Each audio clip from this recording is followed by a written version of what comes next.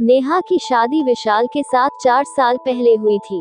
शादी के बाद से ही नेहा की जिंदगी में सब कुछ ठीक नहीं था। उसकी सास मीना देवी हमेशा उस पर सख्ती करती थी।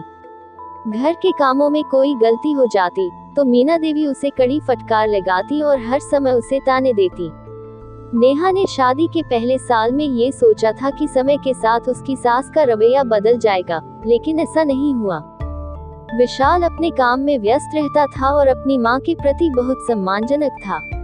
नेहा जब भी अपनी सास के दुर्व्यवहार की शिकायत करती, विशाल उसे टाल देता और कहता, मां तो ऐसी ही है, तुम्हें समझना पड़ेगा। दिन ब दिन नेहा के ऊपर सास का अत्याचार बढ़ता गया।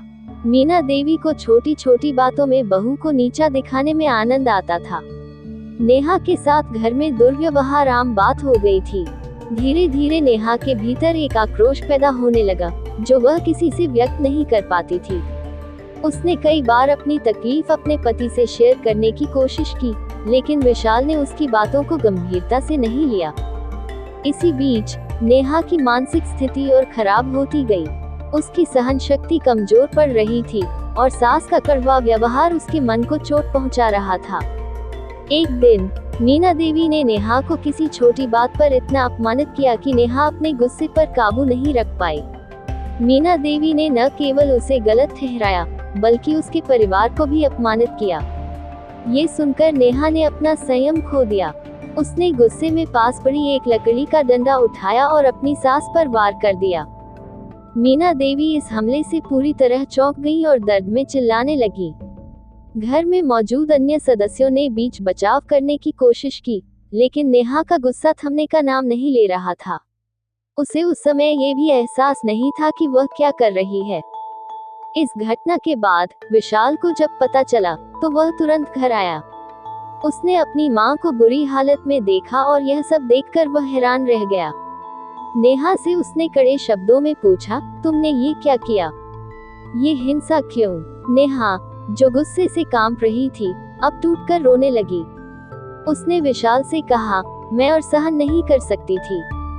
मैं रोज रोज के अपमान से थक चुकी हूँ। विशाल को पहली बार यह एहसास हुआ कि नेहा की तकलीफें कितनी गहरी थीं। उसने कभी भी अपनी मां के व्यवहार को गंभीरता से नहीं लिया था, लेकिन अब स्थिति उसके हाथ से निकल चुकी थी। विशाल ने इस घटना के बाद अपने परिवार के बारे में गहराई से सोचना शुरू किया। उसने मां और पत्नी के बीच बढ़ते तनाव को नजरअंदाज करने की गलती की थी। अब उसे दोनों के बीच सुलह कराने का एक रास्ता निकालना था। उसने मां से कहा कि वह नेहा के साथ सम्मानजनक व्यवहार करे और नेहा से माफी भी मांगी कि उसने कभी उसकी परेशानियों को नहीं समझा। नेहा ने भी महसूस किया कि हिंसा समस्या का समाधान नहीं थी। हालांकि वह अब भी अपनी सास के साथ रहना नहीं चाहती थी। इस घटना के बाद विशाल ने अपने परिवार की स्थिति को ठीक करने का संकल्प लिया और परिवार ने काउंसलिंग का सहारा लिया ताकि घर में शांति और समझ की एक नई शुरुआत हो सके। सीमा एक सीधी सादी महिला थी, जो हर दिन घर के कामों में जुटी रहती थी। उसका पति रवि एक प्राइवेट कंपनी में नौकरी करता था और उसकी सास सुधा देवी घर के भीतर की मुखिया मानी जाती थी। सुधा देवी का स्वभाव काफी सख्त था और उनकी हर बात आदेश की तरह होती थी। सीमा दिन रात सास की बातों को सहन करती रही, लेकिन धीरे धीरे उसके भीतर तनाव बढ़ता गया। रवि को अक्सर सीमा की शिकायतें सुनने का मौका नहीं मिलता था, क्योंकि वह नौकरी में व्यस्त रहता था। घर लौटने पर वह सुधा देवी के साथ ही रहता और सीमा की समस्याओं को नजरअंदाज करता। एक दिन सुधा देवी ने सीमा को बेवजह के कामों के लिए खूब डांट लगाई।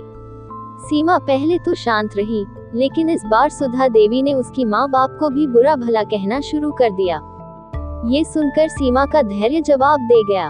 वह बहुत समय से ये सब सहन करती आ रही थी, पर उस दिन वह अपने गुस्से को रोक नहीं पाई। गुस्से में सीमा ने पास पड़े डंडे को उठाया और आवेश में आकर सुधा देवी पर वार कर दिया।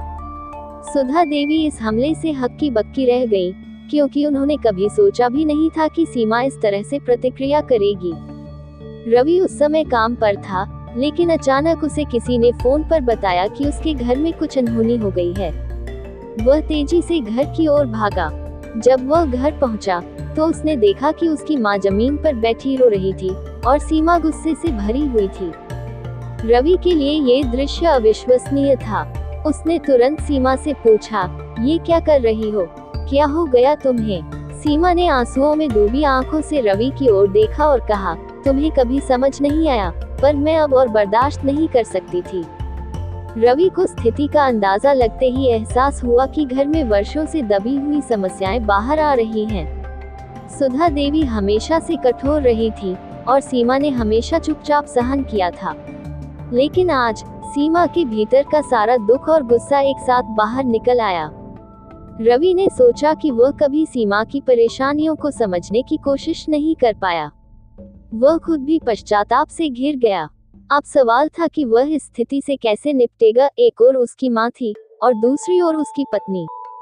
रवि ने शांत होकर सबसे पहले सीमा से माफी मांगी कि वह उसकी तकलीफों को कभी समझ नहीं पाया। उसने सुधा देवी से भी कहा कि वह सीमा को भी एक इंसान के रूप में सम्मान दे।